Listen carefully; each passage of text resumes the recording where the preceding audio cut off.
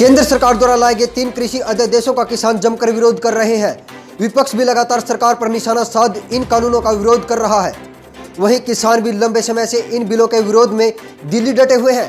आखिरकार ये कानून है क्या और सरकार क्यों इन कानूनों के पक्ष में है, देखिए हमारी खास रिपोर्ट। देश का अन्नदाता इन दिनों दिल्ली की सीमाओं को घेरे हुए है। केंद्र सरकार की तरफ से लाए गए 3 कृषि बिलों के विरोध में इन दिनों किसान धरने पर डटा हुआ है।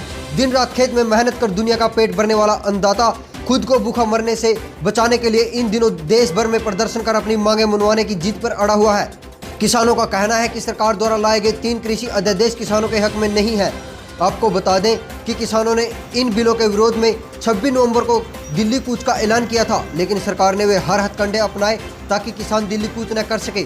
जगह जगह बैरिकेडिंग कर किसानों को रोकने की कोशिश की गई, वाटर कैनन का प्रयोग किया, लेकिन किसानों के आगे सरकार की सारी ताकतें दरिद्राई रह गई और किसानों ने दिल्ली पहुंच सिंधु बॉर्डर को जाम कर दिया। सरकार द्वारा भी किसानों को धरना देने के लिए जगह देने का प्रस्ताव रखा गया, लेकिन किसानों ने इस प्रस्ताव को ठुकरा दिया और हरियाणा के किसानों ने दिल्ली के सिंधु बॉर्डर पर ही डटे रहने का फैसला लिया।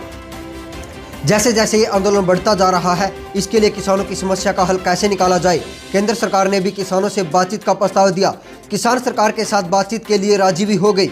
वहीं किसानों के साथ केंद्रीय कृषि मंत्री नरेंद्र सिंह तोमर और केंद्रीय मंत्री पीयूष गोयल व अन्य नेताओं ने किसानों के संग बैठक की, लेकिन ये बैठक भी बेनतीजा रही। किसान इन कानूनों के वापसी की मांग पर अड़े रहे। वहीं एक के बाद एक करके सरकार की किसानों के साथ छठे दौर की बैठक भी हो चुकी है, लेकिन किसानों का कहना है कि वे इस बिल में संशोधन न चाहकर इन कानूनों की वापसी चाहते हैं। चलिए आपको बताते हैं कि आखिरकार ये कौन से बिल हैं जिससे किसान नाराज है। पहला बिल, किसान अपनी फसल को किसी भी राज्य में जाकर बेच सकेगा। दूसरा बिल, कॉन्ट्रैक्ट फार्मिंग। इस कानून के तहत खेती को निजी कंपनियों के साथ जोड़ा गया, जिससे किसान कंपनियों के साथ मिलकर खेती कर सकेंगे। तीसरा बिल, इस बिल में अनाज, दाल, तिलहन खाने वाले तेल, आलू, प्याज को जरूरी चीजों की फहरिस्त से हटाने का प्रोविजन है।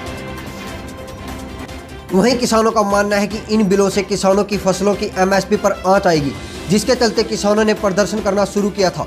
लेकिन सरकार अब एमएसपी पर भी लिखित आश्वासन देने की बात कर रही है, लेकिन किसान इन बिलों को पूरी तरह से वापस लेने की बात पर अड़े हैं। इतनी कड़कड़ाती ठंड में भी किसान धरने पर डटे हुए हैं। अब तक ठंड के कारण या किसी हादसे में लगभग 20 से ज़्यादा किसान तो अपनी जान भी गंवा चुके हैं। अब देखना ये होगा कि किसानों और सरकार में कब तक सहमति बन पाती है और कब तक किसानों का यह प्रदर्शन खत्म होगा, ताकि किसान आराम से अपने घर जा सकें और अपने परिवार से मिल सकें। Special report, post now.